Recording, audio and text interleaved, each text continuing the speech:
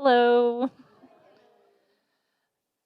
I'm Kimberly, and that's my loving husband right there, Peter. And I'm here to talk to you today about pockets. For a couple of weeks now, we've been doing sermon series on different clothing items. Sergio did a talk on denim, Mika did a talk on aloha shirts, and today I'm here to talk to you about pockets. So I want you to think about what you're carrying in your pockets right now. Maybe some keys, maybe a phone, maybe a wallet. Why do we carry these things? We carry these things because these are the tools that we use to navigate through the world. Men, I'm going to let you in on a little secret conversation, and maybe it's not so secret of a conversation, but I've had this conversation with other women plenty of times. A woman will come up to me and I'll say, "Oh, I love your dress." And she'll say, "Yes, I do too, but guess what? It has pockets." Women, how many of you have had this conversation before? Men, how many of you have overheard this conversation before? Yeah. Maybe it's not so secret of a conversation. Well, too bad for you. So it seems that women love clothes with pockets. Well, most women. I love clothes with pockets because it allows me to explore the world relatively unencumbered. I can just throw stuff in my pockets and walk out the door and not have to worry about a bag to go with whatever it is I'm wearing, and it's just anything that I need is just right there.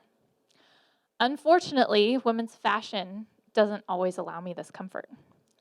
For example, these jeans, very average women's style jeans, but if my hands are cold, I can't quite get my hands in the pocket. They don't quite fit. If I want to stick my cell phone in there, it's still sticking out. My keys that I might need, not comfortable. My wallet, not comfortable. This is not an unencumbered experience. This is very, very cumbered. Cumbered. New word. Cumberly. Believe it or not, this is what women's pockets used to look like. They were enormous. You can fit anything you ever wanted in them. Baby. There are accounts of women putting diaries, writing utensils, and sewing implements. There are even accounts of women putting food in these pockets to eat for later. These pockets could be worn underneath large full skirts. Plenty of room to stuff whatever you wanted to in your pockets. But then the French Revolution happened in 1790. And the French Revolution was, in many ways, a revolution against excess. It's the one where the common people revolted against the rich, the one where Marie Antoinette said, "Let them eat cake." Les Miserables, yeah. So,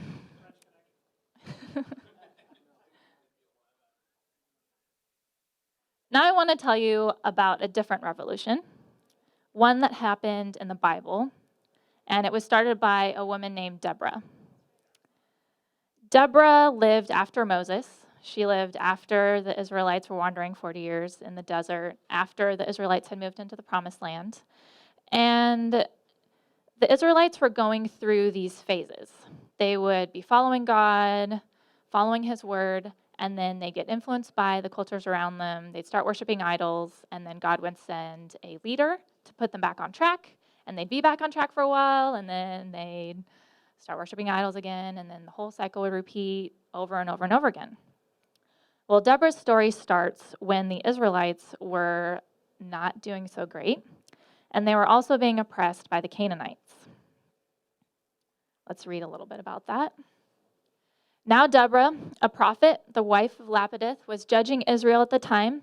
She held court under the palm of Deborah between Ramah and Bethel in the hill country of Ephraim. and the Israelites went up to her to have their disputes decided. The palm of Deborah was a palm tree that was just in the middle of the hill country, and Deborah would be there and hold her court, and Israelites would travel for miles to come and talk to her, get their disputes decided, receive her guidance. And so one day, she was hanging out underneath her tree, and she receives a message from God. And immediately she sends for the military commander of the Israelites at the time. His name was Barak. And she says, "Go get Barak." So they go and get him. He comes out to the palm tree, and she says, "God has a mission for you. Go to Mount Tabor, and I'm going to send your Canaanite oppressors there, and you're going to fight a battle, and I'm going to help you win it." What would you think if you were Barak?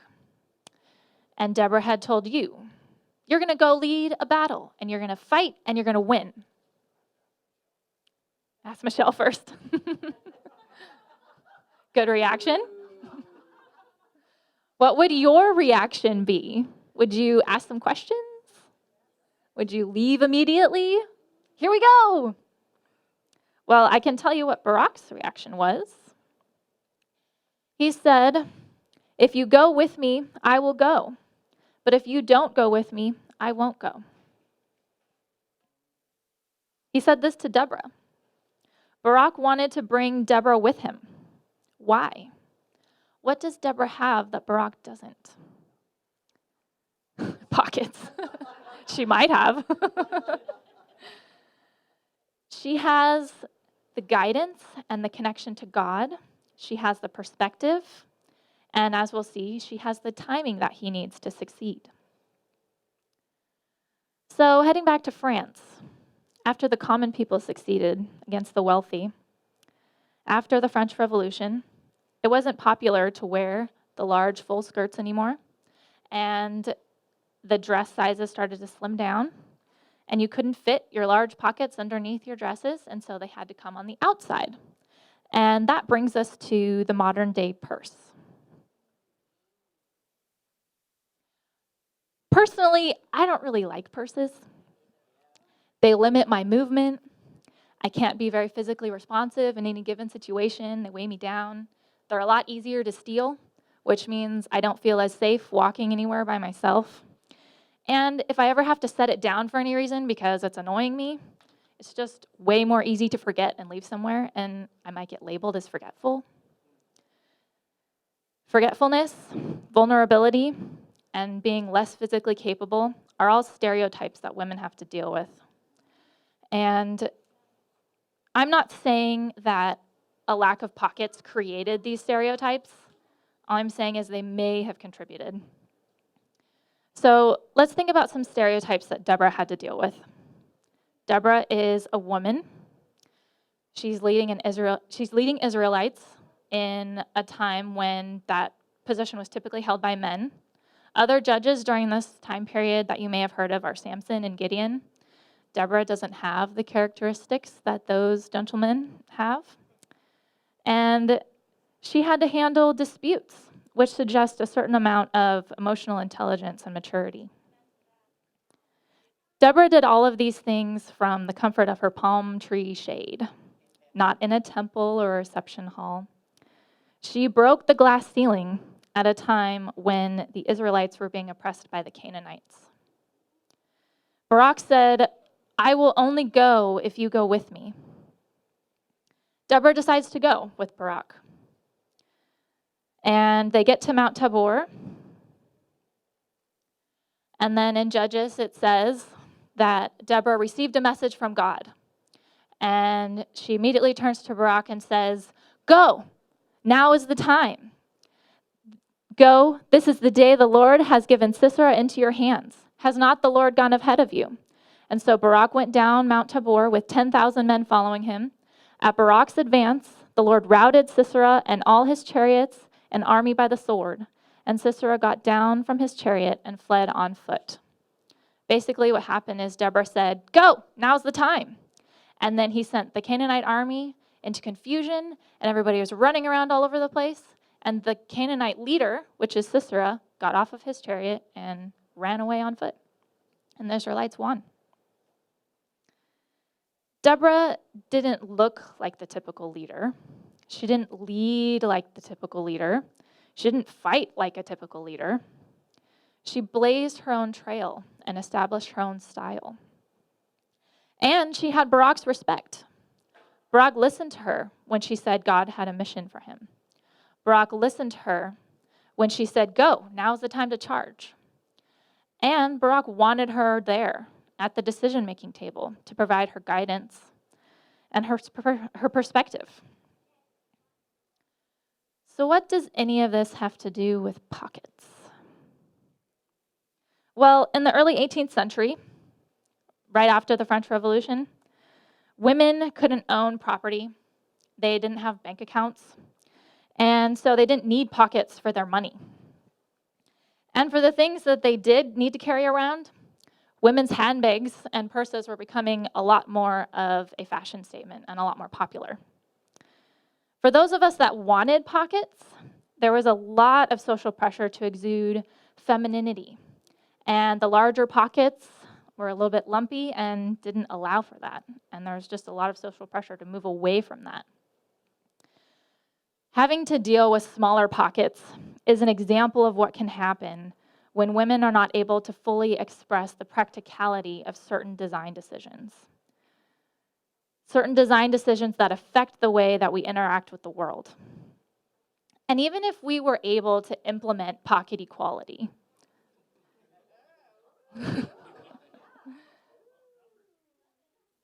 yeah. Even if we were able to implement that, the problems don't end there. This next slide represents some more examples of what happens when women are not able to express their opinions and their perspectives are not taken into account. Example number 1. Did you know that the medical guidelines for heart attacks are based on the male symptoms? Women's heart attack symptoms are different, which means that it takes longer to diagnose women at a time when a fast diagnosis can be life-saving. Example number 2. Did you know that the majority of pharmaceutical drug trials don't include women? The reason is because their hormonal cycles, they think, skew the results and make the results harder to read. And so they just don't include them.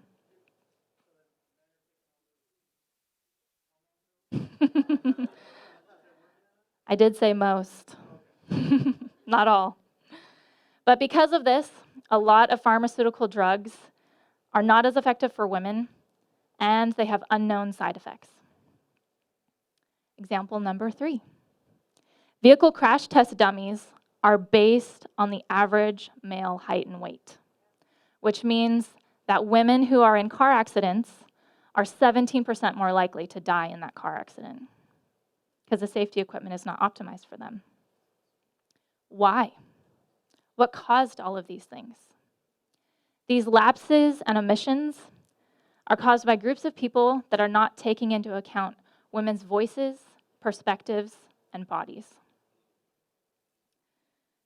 If we don't have women in positions of power at the decision-making table, we end up with unsafe cars, ineffective prescriptions, and misdiagnosed heart attacks. Now, I don't believe that any of this was done on purpose. I don't think that people got together and said, let's leave women out and make the world more dangerous for them. No. It was an accident. It was an accident that resulted from generations of culture norms and expectations. And you can't change generations of culture overnight. It takes time. I feel lucky to be at a place like 24/7 where my opinion is asked for. I'm asked to be on leadership teams. I'm asked to provide my perspective. In fact, women represent over half of our current church council. And representation matters. Unfortunately, I can't find that representation when I look at the highest levels of our church organization.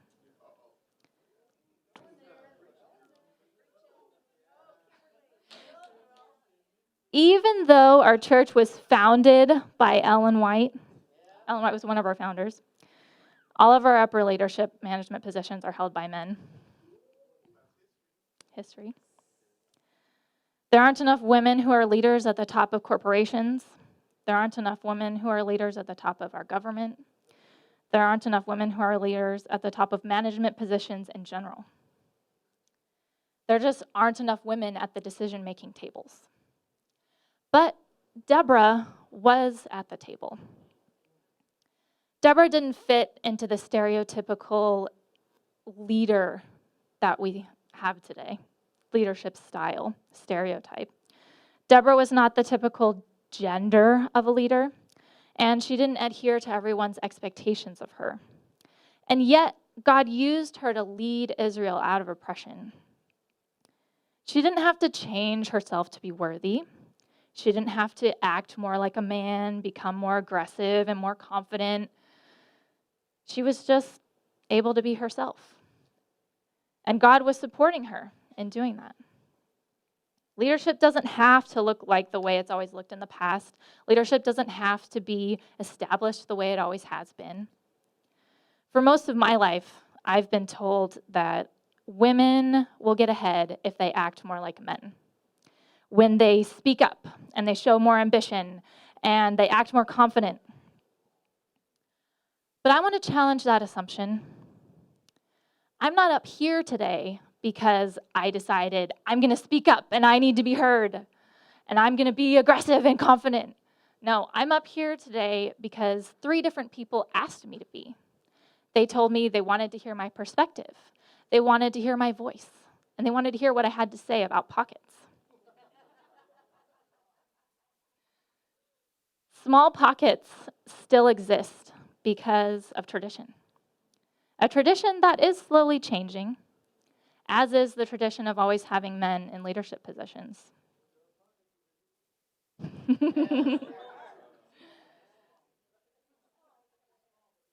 Yeah.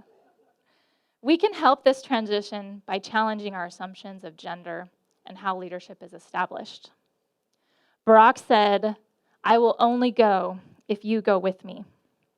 We should stop expecting people who have something to offer to just stand up and offer it. Instead, we should be looking for things to value that are not traditional male qualities. Things like humbleness and selflessness and supportiveness. And we do that by bringing in different perspectives. All of these lapses, all of these omissions are even worse for women of color. All women's voices need to be heard. All women's voices and their perspectives need to be taken into account. For the growth of our society, for the health of our society, and for the safety of our society, women's voices need to be heard. Their perspectives need to be included, and their experiences need to be asked for. Not only was Barak there for Deborah, but God was there for Deborah. God was there for Deborah, guiding her, giving her the timing, encouraging her, and she was stronger for that support. And you can be too. Let's pray together. God, thank you for always being there to encourage us, to support us, to hear our perspectives and our preferences. Please teach us to give us that same support and love to those around us, to make them feel heard, and help us to affect change for the better. Amen.